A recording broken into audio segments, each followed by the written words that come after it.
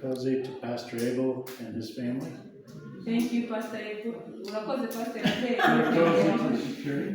Urakoze kubashinzwe umutekano. But most of all, Mary Kozi to all of you. Ariko cyane cyane abateraniye hano mwese murakoze.